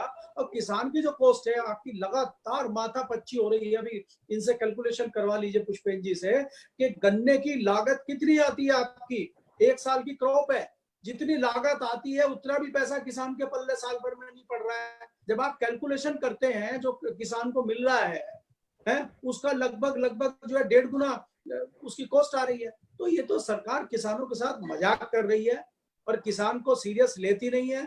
मैं यहाँ पे थोड़ा सख्त शब्दों में कहना चाहता हूँ कि किसान हो चाहे नेता हो, ये सब लोग चुनाव जैसे ही पास में आता है तब इनको किसानों की सुध आती है। और मैं थोड़ा सा ये भी आपको याद दिलाना चाहूंगा कि उत्तर प्रदेश में 2017 के जब चुनाव हुए थे, जो उत्तर प्रदेश का सबसे बड़ी गन्ना बेल्ट है, वेस्टर्न यूपी की गन्ना बेल्ट, वहां पे ज्यादातर किसान गन्ने के हैं। प्रधानमंत्री ने कहा था कि 14 दिन में हम आपका पेमेंट करेंगे और किसी गन्ना किसान को कभी कोई दिक्कत नहीं होगी। और आज मैं प्रधानमंत्री की जानकारी में आपके माध्यम से डालना चाहता हूं कि किसान त्राहिमाम है और गन्ना किसान भी अगर आत्महत्या करने लगा, पहले हम दूर दराज सुनते थे कि महाराष्ट्र के किसी नासिक जिले में कर लिया जहां पे सूखा पड़ा है, फसल नहीं हुई, परेशान होकर किसान ने आत्महत्या कर ली है। अगर ऐसे संपन्न एरिया में, पंजाब में, हरियाणा में और वेस्टर्न यूपी में किसान आत्महत्या करने लगेगा तो ये दुर्भाग्य सरकार का भी है और ये दुर्भाग्य देश का भी है। गन्ना किसान संपन्न किसान माना जाता है, अगर उसमें एक शुरुआत हो गई है आत्महत्या की तो ये दुर्भाग्यपूर्ण है सबके लिए। दूसरी बात आपने कहा है कि इन चीजों को कैसे किसान को बढ़ाया जाए, कैसे संपन्न किया जाए। भाई उसके लिए आप कर दीजिए कंपटीशन। अब आप मुझे बताइए कि चीनी पे जो है लेबर आपने लगाई हुई है, आपने सब्सिडी दे रहे हैं चीनी पे, चीनी जो है इतने पैसे से ज्यादा, हम कह रहे हैं चीनी को बाजार में खुला छोड़ दीजिए, किसान जो है 100 रुपए किलो चीनी खरीदेगा। कितनी चीनी खा रहा है वो? सारी चीनी आप अभी पुष्पेंद्र जी कैलकुलेटर से बता देंगे आपको, सारी चीनी आप जो है मिठाई की दुकान पे, मुरली वाला और ये साला बीकानेर वाला, हल्दीराम वाला, चॉकलेट वाला, ये सारी चीनी लेके आपको वही बेच दे रहा है। आपसे चीनी ले रहा है वो 30 रुपए किलो और 500 रुपए किलो बेच रहा है आपको, तो वो पैसा कमा रहा है। यही आलू वाली बात यहाँ आ गई। तो सरकार को क्या ये नहीं दिखता है क्या? भाई किसान भी, अगर आप कह रहे हैं कि किसान या गरीब लोग चीनी खाएगा तो गरीब लोग कितनी चीनी महीने में खरीदते हैं? मैक्सिमम 2 किलो तो खरीद लेगा वो गरीब, जब बाकी चीजों में उसको फायदा होगा। किसान को भी अगर फायदा होगा, उसका गन्ना महंगा बिकेगा, चीनी महंगी बिकेगी तो उसको प्रॉफिट होगा, तो खरीद लेगा वो 2 किलो 4 किलो 6 किलो चीनी जिसको चाहिए बाजार रेट में। मेरा कहना यह है कि चीनी को भी बाजार रेट पे करना चाहिए अगर किसान को फायदा करना है, यही आलू के लिए करना चाहिए। तो जब तक सरकार जो है अपना बड़ा मन करके ये कदम नहीं उठाएगी तब तक किसान का भला नहीं होने वाला। सर एक समस्या किसानों के सामने आ रही है गन्ना मूल्य भुगतान की। एक तरफ तो योगी सरकार दावा कर रही है कि मैंने सारे भुगतान कर दिए, जबकि धरातल पे आके देखिए तो किसान कह रहा है कि अभी हमारा जो गन्ना मूल्य बकाया वो ही नहीं मिला है। तो ये जो बीच की जो दरारें हैं, सरकार एक तरफ कर रही है मैंने दे दिया, किसान कह रहा मुझे नहीं मिला, तो आप इसके पीछे क्या लेखना मानते हैं, क्या कमी है, कहाँ ये कमी रह जा रही है? देखिए इसके पीछे साफ समझ में आता है, क्योंकि हम बहुत बारीकी से गन्ना किसान को कवर करते हैं, पुष्पेंद्र जी भी उसी बेल्ट से आते हैं। इसमें गन्ना किसानों के बीच में और मिल मालिकों के बीच में एक जो है गन्ना समिति बनाई गई है। वो गन्ना समिति जो है बहुत पहले चौधरी चरण सिंह के टाइम पे इसलिए बनाई गई थी कि गन्ना किसानों को भी दिक्कत ना हो और शुगर मिलों को भी दिक्कत ना हो, वो एक कोऑर्डिनेशन का काम करेगी। लेकिन वो कोऑर्डिनेशन का काम नहीं कर रही, वो दलाली का काम करके और शुगर मिल को प्रोटेक्ट करती है, वो शुगर मिल को बचाव करती है और किसानों के ऊपर पूरी चीजें लाती है। जिसका मैंने एग्जाम्पल अभी आपको दिया कि जिस किसान का 10 बीघे का रकबा है उसको 5 बीघे लिख दिया जाता है और जिस किसान का रकबा 20 बीघे उसको 40 बीघे लिख दिया जाता है, तो पूरी कैलकुलेशन बिगड़ जाती है। तो ये मिल मालिक को सेव करने के लिए, बड़े लोगों को सेव करने के लिए, और इसमें जो है जो प्रशासन है, जो सरकारी प्रशासन है, उसकी भी मिलीभगत होती है, इन समितियों की मिलीभगत होती है। और गन्ना लॉबी, शुगर मिल लॉबी बहुत बड़ी लॉबी है, उसके पास पैसा होता है, तो वो लॉबी प्रभावित कर लेती है, वो लॉबी प्रशासन के लोगों को भी प्रभावित कर लेती है, वो लॉबी किसान संगठन के लोगों को भी प्रभावित कर लेती है और वो लॉबी नेताओं को भी प्रभावित कर लेती है, चाहे हमारे गन्ना मंत्री हो, चाहे हमारे किसान यूनियन और किसी अन्य किसान संगठनों के लोग हों, वो सबको प्रभावित कर लेती है और उसमें आखिरकार पिसना किसान को पड़ता है। तो ये कोऑर्डिनेशन जब तक ठीक नहीं हो पाएगा तब तक किसान ऐसे ही परेशान रहेगा। और पेमेंट की बात जहां तक आप करें, मैंने बताया आपको, प्रधानमंत्री ने अपनी रैलियों में कहा है कि 14 दिन के अंदर पेमेंट होगा।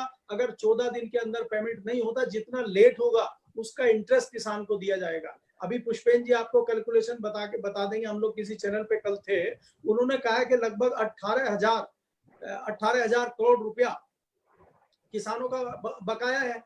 तो पुष्पेंद्र जी ने कहा कि 18,000 करोड़ तो पहले था, अब तो ये लगभग 20 हो गया है अगर आप इंटरेस्ट और बाकी चीजें जोड़ेंगे। मैंने कल भी हवाला दिया था कि उत्तर प्रदेश में लगभग 117 शुगर मिलें हैं, और पिछले दिनों विधानसभा में स्पीच दी माननीय गन्ना मंत्री ने, उन्होंने कहा कि लगभग 100 मिलों ने 110 मिलों ने पेमेंट कर दिया है, कुछ मिले हैं लगभग 7 मिले जिन्होंने पेमेंट नहीं किया है। और जब हमने उनका पता लगाया कौन सी मिले हैं, तो गन्ना मंत्री के क्षेत्र की जो मिले हैं, मुजफ्फरनगर, शामली, बागपत, वो उसी क्षेत्र की मिले हैं जो पेमेंट नहीं कर रही हैं। तो साफ नजर आता है कि कहीं ना कहीं घोटाला है, कहीं ना कहीं घपला है, और उसमें सबकी मिलीभगत है। जब तक ये मिलीभगत नहीं टूटेगी, गन्ने का पेमेंट कितना ही सरकार करे, कितना ही मुख्यमंत्री प्रधानमंत्री कहे, देखिए मैं यहाँ पे प्रधानमंत्री या मुख्यमंत्री की नियत पे सवाल नहीं उठा रहा हूँ, यहाँ पे मैं तंत्र की नियत पे सवाल उठा रहा हूँ। जी सर, जब हम गन्ना भुगतान की बात करते हैं तो देख, किसान बिल्कुल दिमाग में यही आता है कि किसान परेशान है, लेकिन एक तरफ तो सरकार दावा करती है कि हमने पूरा गन्ने, जैसा विपिन जी ने भी कहा, गन्ने का पेमेंट कर दिया, दूसरी ओर चीनी मिलें कहती है कि हमें नुकसान है, हम पेमेंट कैसे करें। तो अगर ये तंत्र पूरा, देखिए इससे यही जाहिर है कि पूरा तंत्र ही गड़बड़ है। तो अगर पुष्पेंद्र जी, क्योंकि सरकार के साथ इनकी मीटिंग, सुझाव भी ये देते हैं सरकार को, तो आप मलिक साहब क्या सुझाव देना चाहेंगे कि किस तरीके से इस तंत्र को और सुधारा जा सकता है? देखिए इसमें जिस तरह की बात आपने करी है जी, कि गन्ना किसान के पेमेंट की बात करें कि सरकारें कह रही हमने सारा पेमेंट कर दिया है। अभी आप पुष्पेंद्र जी से कह दिए, ये कह रहे हैं कि लगभग जो है मेरे ख्याल से 200 करोड़ रुपया या 20 करोड़ रुपया शायद है, पिछले साल का ही बकाया है। पिछले साल का नहीं हुआ भाई, ये साल तो आप छोड़ दीजिए, सीजन तो छोड़ दीजिए आप, पिछले साल का पेमेंट नहीं हुआ है अभी।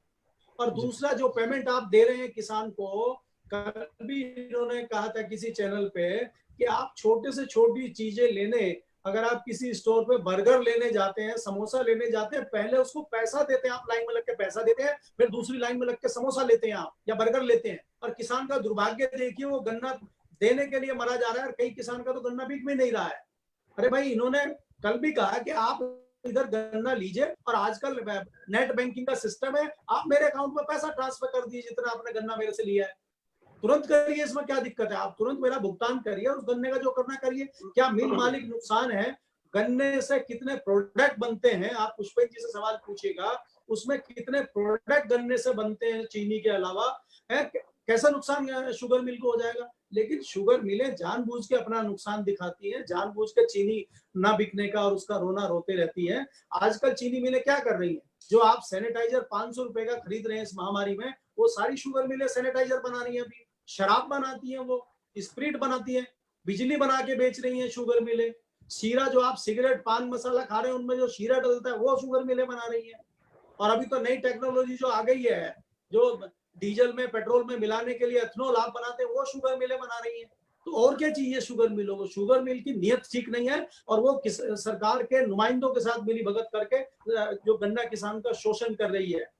अगर नियत ठीक हो जाए उनकी और सरकार की नियत ठीक हो जाए तो गन्ना किसानों को कोई दिक्कत नहीं होगी, और ये बड़ा फायदे का सौदा है, बड़ी कैश क्रॉप है ये, और संपन्न हो जाएगा गन्ना किसान भी। जी, इसमें मैं कुछ जोड़ना चाह रहा हूँ गन्ने वाले मामले में। जी पुष्पेंद्र जी, ऐसा है कि इस साल का जो इन्हीं की वेबसाइट का ये जो क्लेम कर रहे हैं हमने सारा पैसा दे दिया, इन्हीं की जो है यूपी शुगर केन की वेबसाइट है, उस पर आप चले जाइए, उस पर आंकड़ा सही साफ तरीके से बताया गया है। लगभग 36,000 करोड़ का गन्ना जो है शुगर मिल्स ने इस साल इस सीजन में लिया है उत्तर प्रदेश में, और उसमें से करीब 19,800 19,900 करोड़ का पेमेंट हुआ है। तो लगभग 16,000 करोड़ रुपए का तो मूलधन इसी साल का बकाया है। कुछ 50 करोड़ रुपया पिछले साल का बकाया चल रहा है, और 14 दिन के बाद पेमेंट देने की वजह से जो 15% का ब्याज भुगतान गन्ना एक्ट के अनुसार देना चाहिए, उसको जोड़ दे तो ये सारी रकम मिलकर के लगभग 20,000 करोड़ से ज्यादा की बन जाती है। अब 20,000 करोड़ रुपया यदि 119 चीनी मिलें हमारे इसमें प्रदेश में है, किसानों का दबा लें, अगर 1% का ब्याज पे भी वो बैंक से उठाती तो 200 करोड़ रुपए का उनको लाभ हो रहा है। ये समझ लीजिए, चीनी मिलों को ही केवल 200 करोड़ का ब्याज का ही उनका लाभ हो गया, और ये किसान का नुकसान हो गया। तो एक तो ये बात है। दूसरा, चीनी के विषय में एक हल भी हमने बताया है, क्योंकि मुख्य रूप से इसमें चीनी का ही उत्पादन ये कर रहे हैं, बाकी और बाई प्रोडक्ट से भी ये कमा रहे हैं।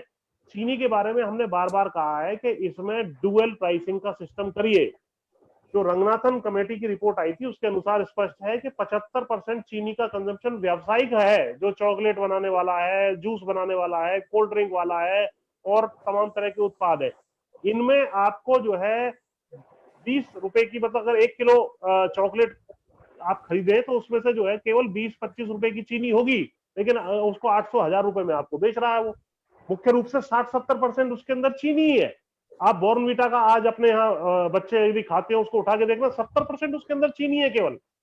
तो उसका के रेट आपको 400-500-1000 रुपए तक है।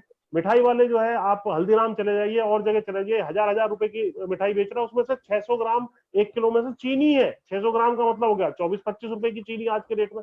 तो ये जो है, हमने ड्यूअल प्राइसिंग की बात की थी कि व्यवसायिक प्रयोग में जो चीनी लग रही है उसके ऊपर आप जो है उसका लगभग 75-80 रुपए ले लीजिए, क्योंकि 75-80 रुपए में वो सस्ता है उसके लिए, क्योंकि वो तो 1800 रुपए में बेच रहा है। और जो जनरल कंज्यूमर है, जो 25% उपभोक्ता है, मतलब उपभोग करता है चीनी का, उसके लिए यही प्राइस 35-40 रुपए का आराम से चल सकता है। इसमें कोई तकलीफ आने वाली बात नहीं है। तो गन्ना किसान समृद्ध हो सकता है, समृद्ध रहा है, लेकिन बार बार पेमेंट की निश्चित रूप से मिलीभगत प्रशासन की, मिल मालिकों की और ये मंत्री वगैरह जो है इनकी रहती है। इसकी वजह से ये लाभ खुद भी कमाते हैं, और गन्ना किसान क्योंकि बटा रहता है, ऑर्गेनाइज उतना नहीं हो पाता, तो कहीं ना कहीं दबाव नहीं बन पाता। ये सब कारण है जी।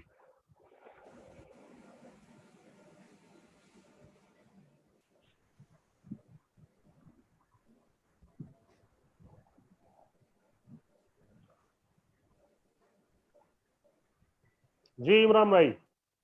इमरान, आपकी आवाज नहीं आ रही है। जी विपिन जी, आप बताएं। जी सर, देखिए ये तो हमने समस्या समाधान पे चर्चा की, लेकिन एक चलते चलते मैं आखिरी सवाल पे आता हूं। अब चूंकि हमारा समय हो रहा है चलने का, 1 घंटे हो गया है सर, इसका समाधान क्या है? क्या एमएसपी ही काफी है, या कॉन्ट्रेक्चुअल बेस पे खेती कराया जाए, उनको जागरूक किया जाए, या आप क्या मानते हैं जागरूकता का अभाव कहां रह जा रहा है? जबकि तमाम पत्रिकाएं, हमारे प्रधानमंत्री जी मन की बात भी करते हैं, रेडियो के माध्यम से किसानों को जागरूक किया जा रहा है, टेलीविजन के माध्यम से, पत्र पत्रिकाओं में, फिर भी जागरूकता का अभाव किसानों में देखने को मिलता है। तो क्या आप मानते हैं कि कैसे इसका निराकरण किया जाए? देखिए, हमारे देश में विपिन जी इन्फ्लेशन टारगेटिंग की पॉलिसीज अपनाई गई कि हमें महंगाई दर को कम रखना है शुरू से ही। और क्योंकि हम जब आजाद हुए थे उस टाइम 1943 में बंगाल में बहुत बड़ा अकाल पड़ा था, और उसके बाद भी अकाल पड़ता रहा। 65 तक हम लोग बाहर से जो है अनाज वगैरह मंगाते रहे। तो हमारे यहाँ ये रहा कि गरीब देश है तो खाने का सामान कम से कम रहना चाहिए। और जो महंगाई दर है वो उसमें 46%, 46% वेटेज जो है फूड इन्फ्लेशन का होता है। तो यानी सबसे आसान, मारुति वाले से नहीं कह सकती सरकार, ट्रैक्टर वाले से नहीं कह सकती सरकार, चॉकलेट बनाने से नहीं कह सकती, उनको किसान दिखाई देता है कि किसान के माल का रेट कम कर दो तो हो हल्ला नहीं मचेगा, सरकारें जैसे प्याज पे गिर जाती हैं नहीं गिरेंगी। इसलिए सरकार ने किसान को टारगेट करके इन्फ्लेशन टारगेटिंग की पॉलिसीज अपनाई है, जिसकी वजह से लगातार जो है किसान का माल सप्रेस्ड प्राइस पर जो है इस देश में रहा है। जहां तक किसान की मदद की बात है, मैं आपको बता दूं, ऐसी पॉलिसी अपनाई है अभी ओईसीडी ही, जो 36 देशों की संस्था है, उसकी एक रिपोर्ट आई थी। उसने बताया था कि ओईसीडी देश तो अपने किसानों को 2016 की फिगर है $235 बिलियन, चीन अपने यहाँ $232 बिलियन प्रति वर्ष की मदद देता है, जो 17-17.5 लाख करोड़ रुपया प्रति वर्ष बन रहा है। और हम लोगों ने ऐसी कृषि किसान के खिलाफ नीतियां अपनाई कि किसान से उल्टे हमने 25-30 बिलियन डॉलर प्रति वर्ष छीने, और 2000 से लेकर 2017 के बीच में ये वास्तविक आंकड़ा है। ओईसीडी बहुत बड़ी संस्था है और जिन्होंने उसकी रिपोर्ट्स होती है पूरे विश्व में उसकी विश्वसनीयता है। उसने बताया कि 2000 से 2017 के बीच में भारत में ऐसी कृषि नीति अपनाई गई कि 45 लाख करोड़ रुपए का नुकसान किसानों का हुआ है। इसमें उदाहरण यदि मैं बताऊं कि बाहर मेरी प्याज 100 रुपए में बिक सकती है, तो मेरे ऊपर मिनिमम एक्सपोर्ट प्राइस लगा दिया जाता है, बैन कर दिया जाता है, इंटरस्टेट मूवमेंट बैन कर दिया जाता है एसेंशियल कमोडिटीज में और इन सब चीजों में। तो ऐसी नीतियां अपनाई जाती है कि किसान अपने माल को सस्ते में बेचने के लिए मजबूर हो, तो एमएसपी अच्छी मिले, खरीद सुनिश्चित हो और किसान के माफिक जो है नीतियां बने, तभी किसान का भला संभव है। जी जी। तो सर कुछ हमारे दर्शकों के सवाल भी है, उसको ले लेते हैं। जी बिल्कुल। एक सवाल सर है, ललित जी लिख रहे हैं कि किसानों की हालत बहुत खस्ता हुई है इस लॉकडाउन में, किसान भारी समस्या से कैसे बाहर आएगा, थोड़ा सा इस पे आप प्रकाश डालें। देखिए, सबसे पहले तो मैंने आपको बताया कि जो स्टोर करने लायक चीजें हैं, जैसे गेहूं है, दलहन है, तिलहन है, उसमें जी तो उसका किसान तो फिर भी कुछ बच निकलेगा। जी लेकिन जो दूध का, फल का, सब्जी का, फूल का और पोल्ट्री का, ये जो पशुपालन वाला किसान है, इसकी बहुत बुरी हालत है, ये मुझे अच्छी तरह पता है। मेरे पास लगातार फोन आते हैं, मैंने लगातार बड़े समाचार पत्रों में इस विषय पे लिखा भी है। इसके जी लिए एक तो दूध में एक रिजर्व प्राइस जो हमने निवेदन किया है कि फरवरी के रेट पर जो है रिजर्व प्राइस लागू करके सरकार 5 रुपए प्रति लीटर की यदि मदद कर दे तो बहुत बड़ी एक धनराशि किसान के पास पहुंच जाएगी। 45 रुपए के आसपास का उसका भैंस का दूध जो 6.5% फैट वाला है वो बिक जाएगा। जी इसी प्रकार कोल्ड चेन की व्यवस्था हो और एमएसपी बढ़ा करके C2 और तब जाकर के जो है उसकी खरीद सुनिश्चित करें। पीएम किसान की राशि को 6,000 रुपए से बढ़ाकर के 24,000 रुपए करें, कुछ धन किसान के पास पहुंच जाएगा, तभी किसान इस मुसीबत से निकल सकता है और देश को निकाल पाएगा। जी जी। एक सवाल सर और आ रहा है कि किसानों को सब्सिडी नहीं मिल रही, जबकि दावा सरकार करती है, कंपनियां भी करती हैं कि हम सब्सिडी प्रोवाइड कराते हैं, चाहे वो उपकरण लें, चाहे बीज लें, चाहे वो कीटनाशक लें, चाहे कुछ भी एग्रीकल्चर जुड़ी चीजें, तो सब्सिडी नहीं मिलती है। ये क्या है सर, झुंझुना फिर पकड़ा देते हैं, इसके पीछे आप क्या मान रहे हैं? देखिए, बजट में बहुत स्पष्ट है कि किसान के पास अब एक ही सब्सिडी बची है, वो है फर्टिलाइजर सब्सिडी। वो 70-75 हजार करोड़ रुपए की इस साल का बजट है उसका, लेकिन वो भी सीधे किसान को ना मिलके वो कंपनियों को जाती है। उसमें भी हमने निवेदन किया सरकार से, वो भी पीएम किसान योजना में जैसे पैसा दिया जा रहा है उसी प्रकार किसान के खाते में उसको दिया जाए, उसको बढ़ा दिया जाए, तो कुछ मदद किसान की हो सकती है। उसके अलावा कोई खास सब्सिडी का कोई कहीं प्रावधान ही नहीं है। योजनाएं हैं, लेकिन योजनाओं में बंदरबांट है, वो ग्राउंड तक नहीं पहुंच पा रही हैं। और बजट भी मैं आपको बता दूं तो बजट भी बहुत ज्यादा नहीं है। कृषि का सारा ही बजट जो है 1,40,000 करोड़ रुपए का है, जबकि आधा किसान, आधे जी देश की आबादी उस पर निर्भर है। और 30 लाख का हमारा बजट था, तो 15 लाख करोड़ रुपए तो किसान के हिस्से आना चाहिए तो उस लिहाज से, लेकिन केवल 1,40,000 करोड़ रुपए आ रहा है। तो ये कहीं ना कहीं पॉलिसीज में जो पॉलिसी मेकर दिल्ली में बैठे हैं उनको सुधार करने की आवश्यकता है। जी सर 2022 तक किसानों की आय दोगुनी करने की बात सरकार बार बार कर रही है हर प्लेटफॉर्म से, और जब जैसा कि हम जानते हैं 2022 बिल्कुल सामने है और किसानों की इतनी मूलभूत समस्याएं इस समय कोविड-19 को लेकर लें, चाहे हमेशा से किसानों की समस्या नहीं रही हैं, तो आपको क्या लगता है एज ए किसान नेता कि क्या 2022 तक इस लक्ष्य को हासिल किया जा सकता है या कोई और रणनीति अपनानी चाहिए? देखिए, ये इन्होंने 2016 में कहा था और 6 वर्ष का जी इसमें पीरियड था। इस 6 वर्ष जी में से लगभग जो अब 2020 चल रहा है तो 4 वर्ष आपके जा चुके हैं। इस पिछले 4 वर्ष में एवरेज कृषि की जीडीपी की जो ग्रोथ रेट रही है, विकास दर रही है कृषि की, वो 3% रही है। और अगर आपको 100 के 200 रुपए करने हैं 6 साल के अंदर, तो आपको 12-13% की कंसिस्टेंट ग्रोथ रेट चाहिए पर एनम की, और रही है 4 साल जी में जी 3% की। तो आगे जाकर के 20-25% की ग्रोथ रेट करनी होगी अगले 2 सालों में, तब जाके डबल हो सकता है, जिसकी कहीं से कहीं तक कोई संभावना दिखाई नहीं पड़ रही। ये टारगेट तो ये पूरा नहीं कर पाएंगे, लेकिन यदि जी किसानों को के हाथ में सीधा धन दे दें तब शायद जी इसके कुछ नजदीक पहुंच सकते हैं। इसकी संभावना फिलहाल नहीं नजर आ रही है। जी जी मलिक साहब, चूंकि मीडिया का बड़ा रोल रहा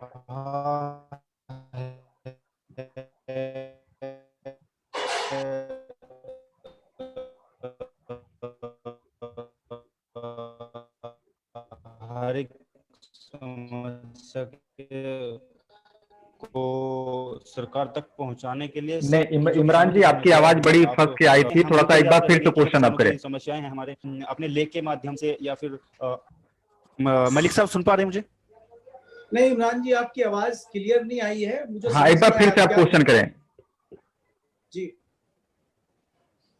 सर देखिए मीडिया, मलिक साहब मेरा आपसे अनुरोध है, चलते चलते मैं ये कहूंगा कि मीडिया जो है, मीडिया वर्ग हमारा वो एक खास भूमिका निभा सकता है किसानों की समस्याओं को सरकार तक पहुंचाने में। तो सर फसल क्रांति टीम का यही अनुरोध है कि आप भी और जो दूसरे हमारे सोर्सेज हैं उसके जरिए से प्रयास यही किया जाए इस मीडिया वर्ग को कि किसानों की आवाज को सरकार तक पहुंचे। और साथ ही साथ पुष्पेंद्र सिंह जी, जैसे कि देखिए आप किसानों का प्रतिनिधित्व करते हैं और सरकार को जो है सुझाव भी आप देते हैं। तो सर अनुरोध यही है हमारे फसल क्रांति टीम का कि जो किसानों की दबी हुई आवाज है उसको उठाने के लिए आपके क्या सुझाव हैं और फसल क्रांति को क्या करना चाहिए और बेहतर करने के लिए कि किसानों की आवाज बन सके। देखिए, मैं ये कहना चाहता हूँ कि ये जो कृषि वाला मामला है आपकी, मैं पहली बात तो आपकी तारीफ करना चाहता हूँ कि आप जो है ये कृषि आधारित चैनल चला रहे हैं। ये बड़ा नीरस विषय है, इसमें पत्रकारों की बहुत कमी है क्योंकि इसमें कुछ ग्लैमर्स नहीं है और कोई इसमें बहुत ज्यादा चकाचौंध नहीं है इस सब्जेक्ट में, इसलिए कोई भी पत्रकार इस पे लिखना नहीं चाहता। और ये बड़ा जो है मकड़ जाल है, ये हर एक को समझ में भी नहीं आता है कृषि वाला मामला जो है, इसलिए इसमें बहुत कम लोगों की रुचि होती है, बहुत कम लोग इसमें इंटरेस्ट लेते हैं। और हमारा इंटरेस्ट इसलिए है कि भाई हम ग्रामीण पृष्ठभूमि से आते हैं और हम उन किसानों की और गांव के लोगों की समस्याओं को महसूस करते हैं या देखते हैं या लगातार उनसे संपर्क में रहते हैं। जो पत्रकारिता में लोग हैं वो अधिकतर लोग जो है शहरीकरण से जुड़े हुए हैं, शहरी हैं, उन्होंने कृषि को कभी नजदीक से देखा नहीं है। क्योंकि पुष्पेंद्र जी यहाँ बैठे हैं, इनको कई बार इस तरह के मौके मिले हैं क्योंकि मैं दिल्ली पत्रकार संघ का महासचिव भी हूँ, लगातार लंबे समय से पत्रकारों से जुड़ा रहा हूँ। तो कई पत्रकार हैं जो थोड़ा सा सब्जेक्ट से हटके कई बार कृषि पे कुछ करना चाहते हैं या वो दूर से सुनते हैं, तो फिर हम इनसे संपर्क कराते हैं। ये उनको कई बार ग्राउंड पे लेके भी गए हैं, उन्होंने दिखाया तो उनको समझ ही नहीं आता और वो बड़े आश्चर्यचकित होते हैं और वो इतने खुश हो जाते हैं कि मैं आपको याद दिलाना चाहूंगा कि वो इनको आलू की स्टोरी कराने लेके गए और उनको हैरत हो गई कि गोभी फ्री मिल रही है आलू के साथ, और जो आलू वो ये दिल्ली में 25 रुपए किलो थे वहाँ 1 रुपया किलो मिला है, तो उन्होंने एक पूरी बोरी अपनी गाड़ी में रख ली। इस तरह के पत्रकार भी दिल्ली में हैं। तो पत्रकारों को इस तरफ आने के लिए थोड़ा सा ये प्रयास करना पड़ेगा, लेकिन उसमें मीडिया बहुत पीछे है अभी किसान और किसान चैनलों को लेकर। सरकार ने अपना एक दूरदर्शन का किसान चैनल शुरू किया था, लेकिन उसकी भी बहुत अच्छी रुचि या बहुत अच्छी कुछ ऐसी हमें दिखाई नहीं दी है कि किसानों के लिए वो बहुत अच्छी कुछ चीजें कर रहा हो। हाँ, कुछ किसानों के पोर्टल, कुछ किसानों के अखबार हैं, जो है चलता है, चैनल चलता है करके अखबार भी है, आपका बहुत अच्छा पोर्टल चल रहा है। तो इस तरह के कुछ लोगों ने नए प्रयास किए हैं और इसमें मैं बार बार ये कहूंगा कि जब तक खुद किसान जो है जागरूक नहीं होगा तब तक इन चीजों से हम कुछ बहुत अच्छा नहीं कर सकते। तो मेरा कहना यह है कि किसान भी जागरूक हो और हमारा फर्ज बनता है कि हम यहाँ दिल्ली में बैठ के और किसानों की हालत पे लिखें, पढ़ें और उसको आगे बढ़ाएं।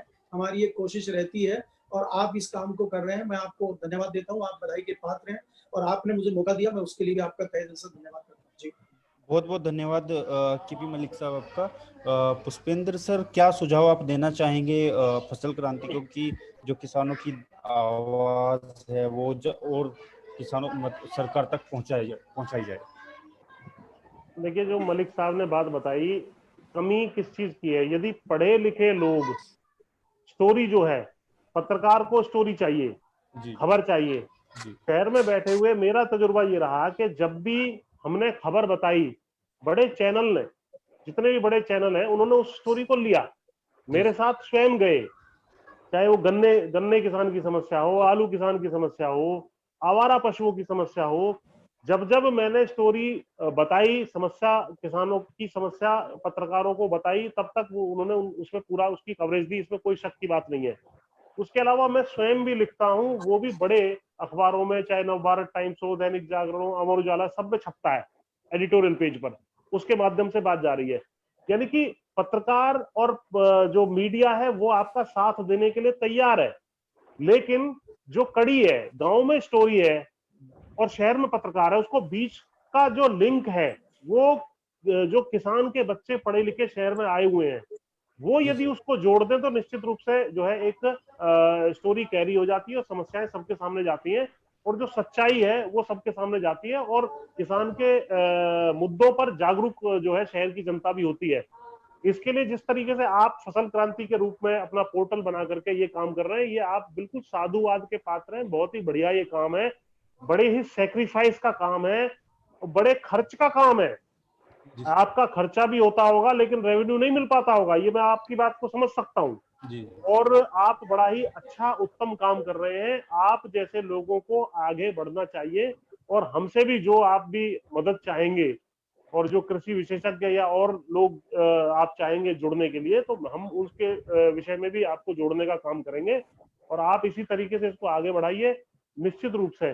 और इसमें फील्ड से जितनी स्टोरी आप करके लाएंगे, जी उसकी सर। हर समय टीआरपी ज्यादा रहती है। फील्ड से आप लगातार लगे रहिए, और यहाँ पर पॉलिसी लेवल पर हम आपके चैनल पर आकर के निश्चित रूप से आपकी मदद करने का, किसानों के मुद्दे आपके माध्यम से उठाने का काम हम करेंगे।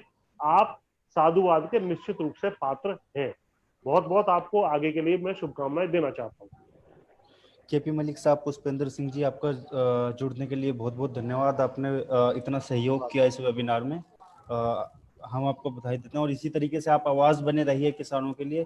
सर बिल्कुल हम नेक्स्ट सेशन में जुड़ेंगे, तब तक के लिए नमस्कार। और मैं अपने दर्शकों को भी कहना चाहूंगा कि इसी तरीके से हम आपके सामने आते रहेंगे इस तरीके के मुद्दे लेकर के। धन्यवाद सर। नमस्कार। नमस्कार सर।